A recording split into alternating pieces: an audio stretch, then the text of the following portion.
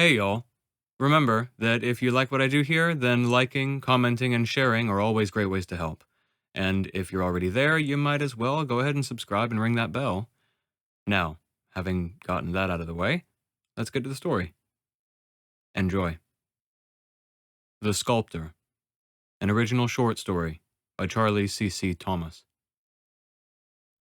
As tea shops went, this one was well loved. It was at least as old as the owner, a short bent woman measuring herbs and tea behind the counter, and it looked it. The floors and shelves were old worn wood.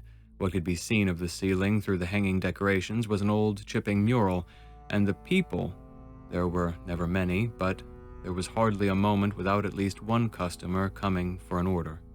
And with each that came, the little old woman turned with their order in hand and a smile, and gladly took their business before shooing them back to the street like they were her children. Hector, though, couldn't leave. He'd sat in a row of cushioned chairs either side the front door, watching the customers and meeting their passing grins with his own. He nodded politely at the old woman when she met his eye and grinned before going back to her work. But it was a lie. The smiles and pleasantries were a mask to cover the wince on his skinny face as he wiped his forehead of cold sweat at the twinge and ache from the weeping stab wound in his side.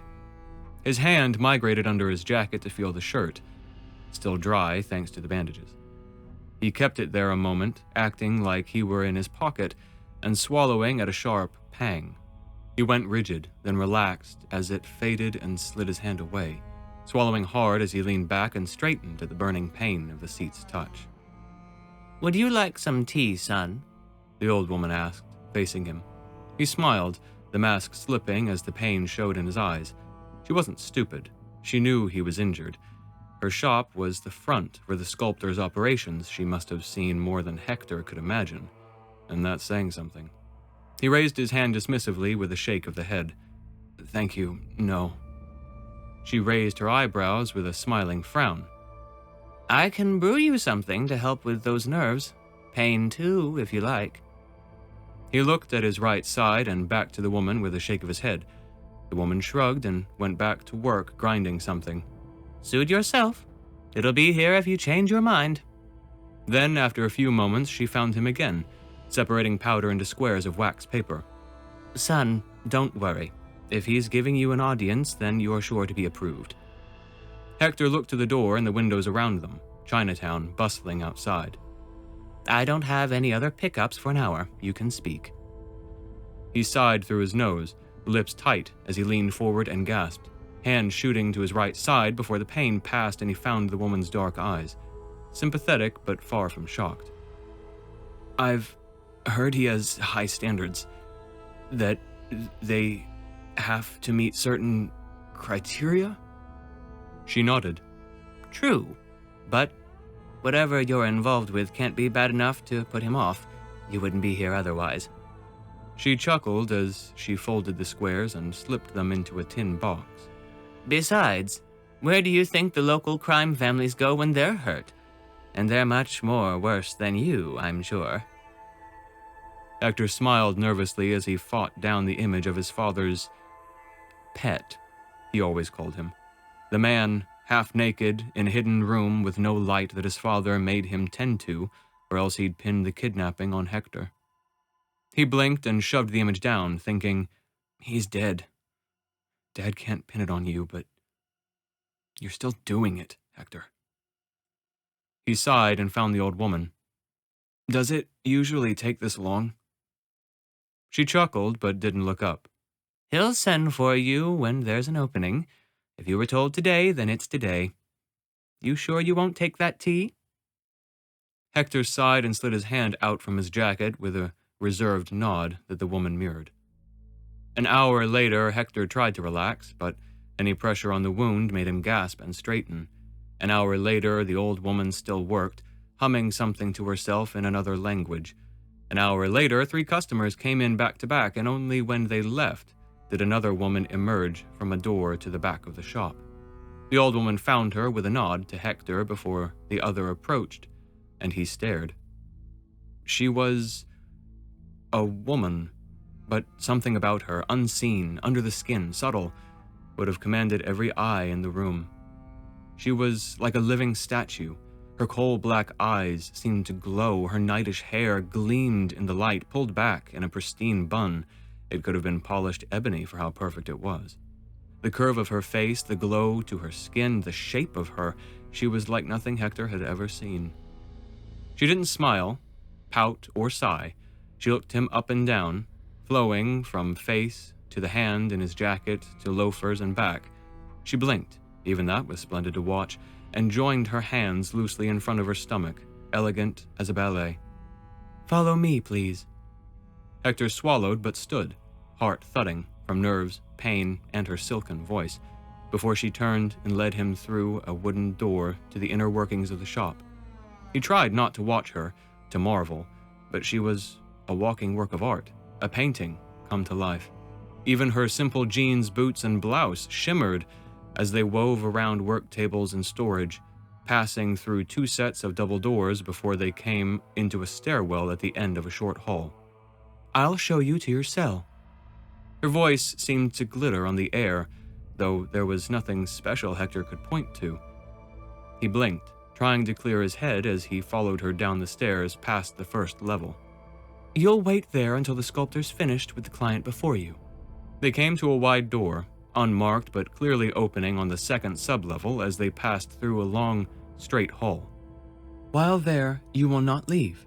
You will not rearrange the furniture or alter the state of the room. You may sit or stand, but you may not pace the room. Is that understood?" Hector didn't reply as they came to the end of the hall, letting him look back and forth where it forked and turned again into a U. She spun around, making him jolt onto his tiptoes with a hiss of nauseating pain to keep from running into her. "Is that understood?" Her black eyes glinted in the overhead lights, fixtures ornate but barely noticed as he watched the light spark with a promise of fire. She squinted and flattened her lips into a tight line. He nodded quickly, cupping his right side with a grimace and earning her eye before she sighed and indicated the right hall. Then she turned and led him to one of the several doors lining the walls on both sides, each guarded by a muscled man or woman in simple gear and strange, angular masks. The man in front of his door looked Hector up and down, and he realized that it was not a mask. It was his face. The massive brows and jaw, the ridges and bumps across his forehead, the little horns before his hairline, it was real. Then he uncrossed massive, rigid arms and opened the door wordlessly, motioning him inside. Hector obeyed, looking over his shoulder as the stunning woman turned and went the way they'd come. The hulk of a man motioned with long, curved nails to the table amid the room, then spoke with the deepest voice Hector had ever heard, telling him to sit in either chair if he wanted before gently shutting the door, leaving him alone with the image of the man's fangs. Hector stared at the simple manufactured door for a moment before he sighed and faced the room, a simple square of sky-blue drywall, white ceiling holding a single fixture over the table, and a simple black, red, and purple rug. He flicked between the 2 chairs, identical, one facing the door and the other away, then down at his feet and back. He sat facing the door, stiff, upright, and sweating from his jacket and the throbbing, twinging ache under his ribs. He took a deep breath and sighed before he lifted his shirt on his skinny torso, finding the bandages and points of blood beginning to surface. He slid his shirt down with a curse and sighed again with a bitter laugh. "This is better than what I give him," Hector thought, gently leaning his elbows on the table and waiting a moment for the throb to clear. "All this time. Dad's dead all this time, and I've still got him drugged up in that closet." He shut his eyes and scoffed. "For what?" "Because the moment you take this to the cops, you'll take the blame." He echoed his father's words in his head. "Dad may have started this, but you kept it up. Maybe you could have gotten away with it when you were 14, but it's been more than a decade. You'd be crucified." He opened his eyes, the cool wash of resolve soaking through the nervous tremor and leaving him hollow and numb, staring across the table for a long time before the handle turned. Another woman, bulging with muscle beneath black gear, face too sharp and angular, opened the door. Then a man walked in, clothes ironed, sleek, and perfectly fit across his tall, slender frame. He held a silver tray in front, silver rings and gems glittering just as much, as he nodded to the woman and gave her his thanks. He crossed the room, the light doing his pale caramel skin no favors, but making his yellow eyes glow. He set the tray on the table between them and took the other seat, leaning back and crossing his legs, showing the subtle cream pinstripe matching his cream shirt. He set filters over both cups and poured the dark aromatic tea from the ornate china pot, breathing deeply and smiling before he set a filter aside and brought the steaming drink to his wide nostrils. His eyes fluttered shut then open again with a pleased sigh as he found Hector's face and smiled with perfect, glittering teeth. But he said nothing, instead sipping the drink with a desperate moan of praise and nodding, sinking into his chair with eyes shut and cup atop his lap. He grinned and reclined, as if he were basking in the sun or listening to his favorite music. Minutes passed before Hector even remembered there was tea for him. He flicked between the cup and the man, the sculptor, and silently removed the filter to drink. It was still warm and heavily spiced, dancing like sweet fire on his tongue that washed to a sharp, bitter tang before it all wafted away on the swallow to a sweet aroma in the mouth. Hector froze and stared, grinning. Tea was hardly his drink of choice, but this was by far the best he'd had in a long time. He sipped and waited and watched the man, clearing his throat several times before he finished his cup and set it back on the saucer. "Another?" the man asked without moving. "Are you the sculptor?" "That is a name of mine." He still didn't move, didn't even smirk or grin, just basked in his invisible scenery. "Are you going to, interview me?" The man smiled and opened his electric yellow eyes before he sat forward and set his cup in its place, pouring them both another and motioning to it as he spoke. "I've already begun.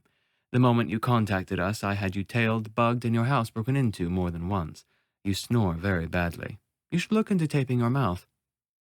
Hector gawked, then grinned. "Of course you did. Pillar of the underground that you are." The sculptor smirked and watched Hector as he sipped his tea. "I don't do business with anyone that I don't know. Now I know you very well, Hector, but this part is just as necessary. I can tell a lot more about a person face to face than I can on paper." He smiled and spread his arms wide as he uncrossed his legs to face him, elbows settling on the table. "It's a business, then. Answer these questions whether you think I know them already or not. Name?" "Hector." With a raise of the sculptor's eyebrows, he continued. "Hector Clayton Romero." The sculptor sipped at his tea before asking the next question. "Age and date of birth?" 29.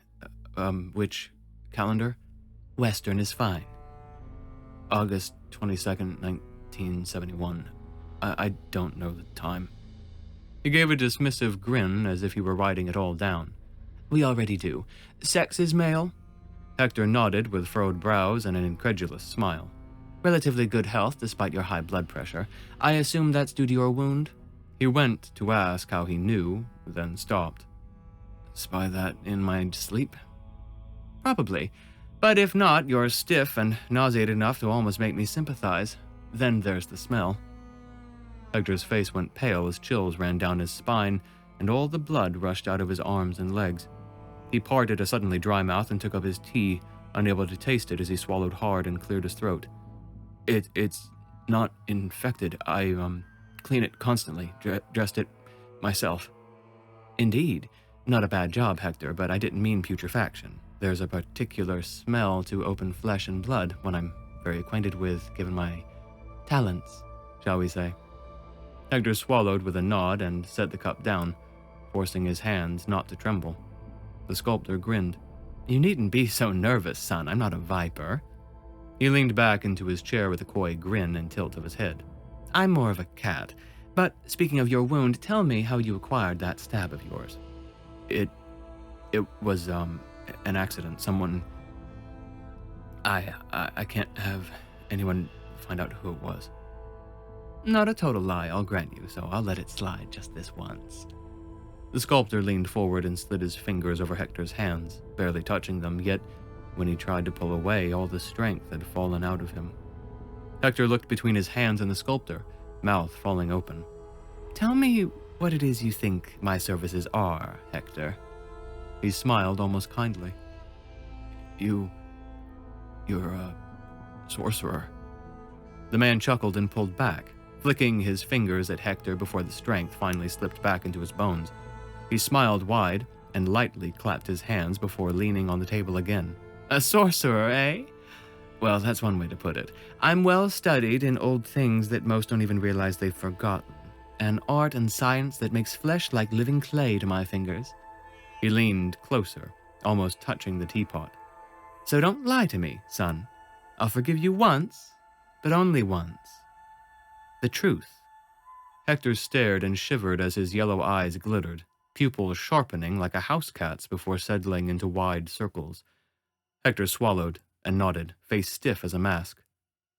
"There's a man that my father kept in my house. I've been running out of sedatives. He stabbed me with part of his bed frame."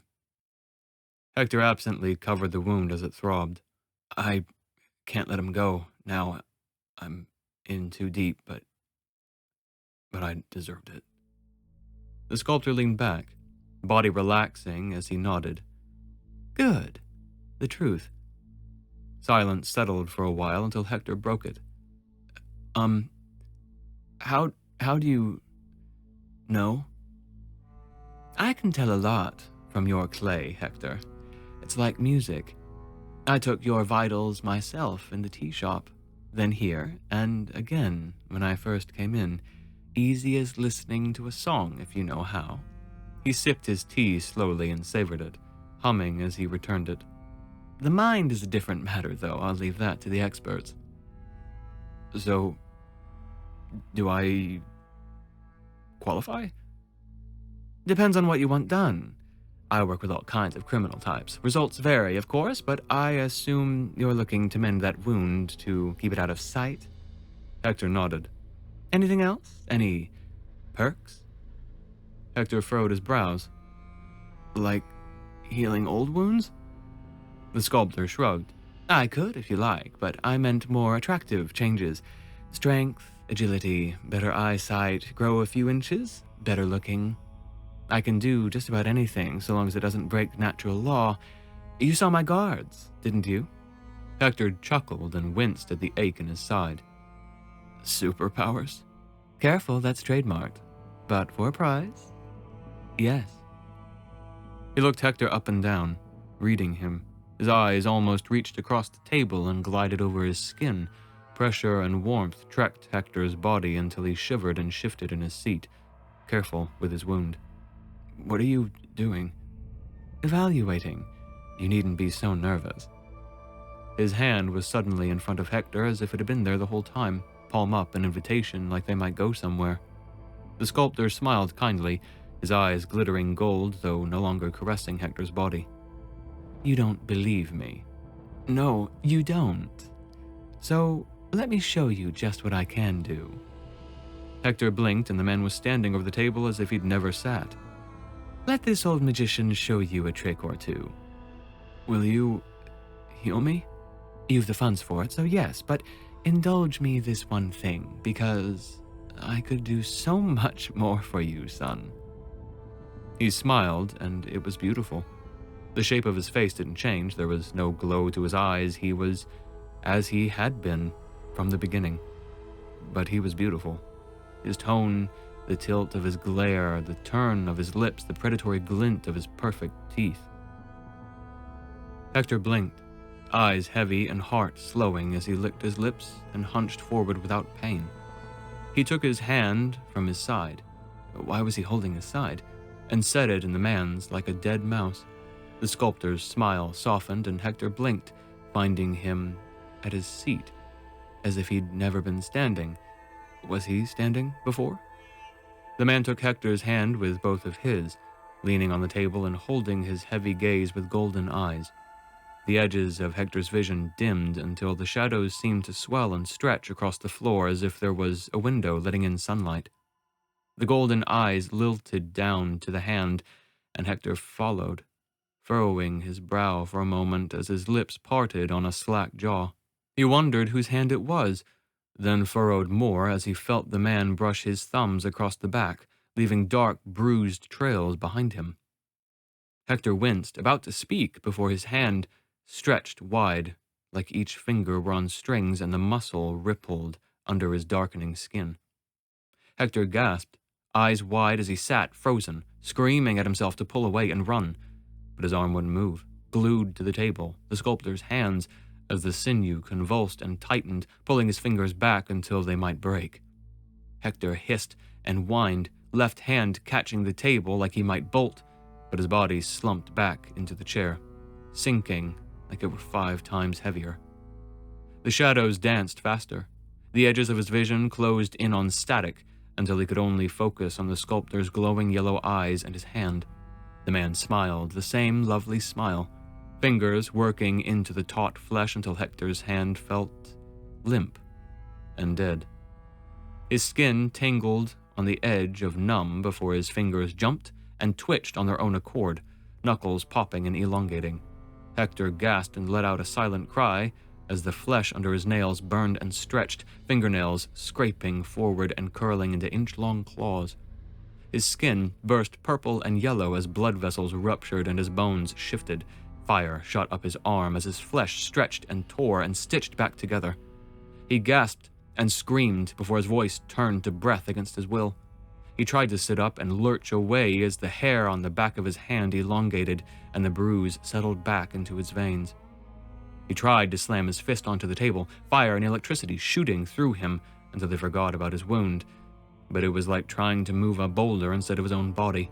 The sculptor smiled, teeth unchanged but somehow sharper, then lifted Hector's hand so it covered his face, forcing him to watch. The fingers lengthened, bones cracking a million times and stitching back together. His palm became slender, thumb jutting out from its wrist, with almost no meat connecting it to his palm. The once pale skin turned tan, olive, brown, black, then inkish, the hair thickening to reddish-brown fur.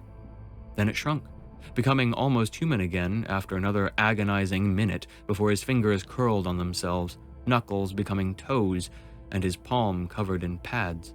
Hector stared wide-eyed at the golden cat's paw at the end of his arm as tears ran down his cheeks. Then the fur traveled up his arm, bristling against the leather coat as the paw stretched back into a man's hand. The fur stretched and flattened, lying on his skin in a silver-black speckle of scales. Webbing grew up between his fingers. The claws and nails flattened until the flesh popped away, and he watched his nails grow off of his nail beds and clatter to the table. Then his skin tingled, and the scales turned back into human hair. The webbing sank away, the nails grew back to their proper places. It was human. But it wasn't right. It wasn't his hand, it was someone else's, but not his. Then it became someone else's and another, a woman's, an old man's, a calloused mitt, an arthritic claw. Then he blinked and his hand was back to normal. The shadows were back in place, his vision slammed back open, making everything too bright, and he found his voice.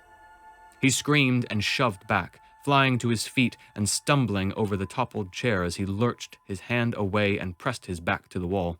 His straining eyes were wide, breath heaving as his scream became panting breath. He cradled his hand, heart pounding in his chest as he eyed the sculptor, sitting in his seat with a grin below his cat-yellow eyes as he reached for his cup of tea. The drink had spilt in the tray, letting it drip from the bottom of the cup as he drank deep and finished, clanking it down with a wide smile that made Hector shiver and press further into the wall. "What was that?" He meant to shout, but it was almost a breath. The sculptor slowly sat straight, still trailing Hector's face with a careful smile. "Flesh is clay, Hector. You've heard me called a sorcerer. I am a potter of flesh. I may shape it, mend, and break it as I see fit." He laced his fingers over his crossed knees. "You can imagine now how my services might be valuable to the local crime families, why they tolerate my enterprises amongst theirs. How? It's a very long and cumbersome story about a flesh cult in California and some nameless thing they dredged up from a charnel pit. Not really that interesting. He waved it away with a roll of his eyes. The gifts mostly... Well, no, it isn't that either. Less control of energy and more manipulation of the body's various fields to influence cellular arrangement, sensory information, and genetic rendering inside cells, but my offer stands. Would you like any other modifications besides the mending of that stab wound of yours? Hector looked down to his side, feeling for it and feeling nothing. Curious eyes shot back to the sculptor. Oh, that's not me. Adrenaline. But if you don't decide soon, that will start to hurt severely. You've reopened your stitches, I'm afraid. Hector swallowed, heart still pounding his ribs, breath bated, mouth dry. He blinked, and the sculptor was standing beside the table, making him jump and snarl at the sorcerer and the burn in his side. Strength, speed, heightened senses, durability. I could even give you horns or fangs, or a tail if you wanted. The sculptor stepped closer, slow, careful, and with his hands raised, palm out. I could even make you a woman or a child, revert you back to your prime of life. I could give you a new face, so you could escape that secret behind the walls. Hector froze, eyeing the sorcerer and grinding his teeth. Or I could make you unable to be harmed by him, give you the edge against your captive and anyone who might find out about him. The sculptor grinned and stopped a foot in front of Hector as he stood straight against the growing, cutting burn in his side, blood clinging shirt to skin. What will it be, Hector? A patch-up? Or an upgrade? Hector looked between both yellow eyes. No, they were hazel. Nothing odd about them. And swallowed, hand cupping the wound as he bore teeth in a wince. He jammed his eyes shut, and his legs almost crumpled under him before he caught the wall and pushed himself back up. He found the sculptor's eyes and licked his lips with a tentative nod. Heal me. And make me stronger. With senses like a cat, he hissed, throat closing around a yelp as the ache jumped into a pulsing stab. The sculptor smiled with a nod and came closer, hand on Hector's chest as he spoke. There is one condition to the improvement. You can't afford the price, so you'll have to work for me until it's paid off. What? It was cut off by a garbled gasp as the wound yawned like something had slid inside. He leaned hard against the wall and almost whimpered, eyes going up to the ceiling so he could think before he shut them and nodded furiously. Fine, just do it! Without a word, the sculptor replaced Hector's hand with his own, and the burn went cold and numb. Hector's body unwound as a sigh of relief filled the quiet room. Then his eyes fluttered open and pulled the coat back as the blood drenching his shirt swam up and disappeared. He furrowed his brow, then grinned at the tingling tickle and itch at his flesh, and skin slid back together. The sculptor took his hand away with a grin, meeting Hector's eyes before he motioned to the wound. Hector lifted his shirt and threw off the bandage. The skin was pink and hot to the touch, but perfect, without even a scar and not a drop of blood anywhere. Hector chuckled and sighed, eyes falling shut as he stood straight with a dumb grin. Then both of the sculptor's hands were on Hector's chest. Goosebumps covered his body, bristling his hair, making him gasp as the tingles settled from skin to bones. Hector shuddered and leaned into the wall, jaw falling open as he furrowed his brows and gasped. Muscle and sinew rolled and stretched beneath the skin, tendon thickening, bones popping and crunching together as his line of sight rose millimeters at a time. Yet there was no pain. He looked down at himself, sweat pouring from his skin until his clothes clung to his skinny body. No, not skinny. His shoulders squeezed against his jacket, arms filling the sleeves, chest rising under the shirt as his legs swelled in his jeans. He blinked and swallowed, voice coming out in a confused, scared chuckle that was deeper than it should have been. Then he stumbled, vision doubling as 2, 3 sculptors stood before him with gleaming cat's eyes. Sweat rolled off him like he were in a sauna, stinging his eyes, dripping from his clothes and leaving his lips cracked, then healthy, then cracked again as the sculptor worked his sorcery. Hector blinked and the sculptor was away from him. He blinked again and they were both sat at the table. Again, and the tea was replaced with a pitcher of cool lemon water. Drink. The rate of cellular division nearly cooked you. If I hadn't healed you as fast as I built you, you'd be dead. Hector furrowed his brow and looked down, a grin growing into a toothy smile as he pushed up his feet and peeled off the jacket that had once been too big. He trailed his fingers over the alien muscle on his arms and chest, lifting his shirt and laughing at the outline of abs before he gripped his thighs. He stood up, and the world spun. Sit and drink. You're severely dehydrated, and we have the details of your position to discuss. Hector sat and swallowed as the sculptor leaned on the table and pushed a cup of water toward him. He drank it until it was empty and poured another, drinking it as the sculptor spoke. You'll be paid enough to quit your current job, so do that. I'll need you available at all hours. Will I be a guard? Hector motioned to the door with his head. No. The sculptor smiled and Hector blinked, furrowing his brow at the clarity of the expression. He could almost see every pore in the man's face, hear every shuffle of fabric, smell him like perfume and skin and food and victory. You'll be a chameleon for me, go where I want, when I want, and be whoever I tell you to be. Literally, sometimes. A spy. An observer. But don't worry, we'll have your guest taken care of while you're away. He sipped his own glass of water and smiled, teeth almost fangs. And I'll give you a new face while you're gone. We wouldn't want anyone suspecting your real identity, would we?